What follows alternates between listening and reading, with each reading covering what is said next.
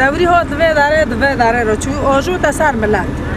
ممکنه که خس پهل خواند باشی باشی تقلا هیله کر یا میرک خوازب کر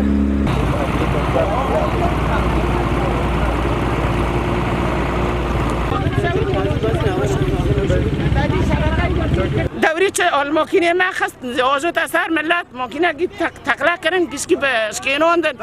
ما نه قبول نکرده که زیاد وزنه ما چرا ایرش سر ملت که نه آرامی دخوازه ما نه ملت گل وی قبول نکه و قصه تشت سری ما چه کریه جد دست بیکار روزا بادا و حیان ها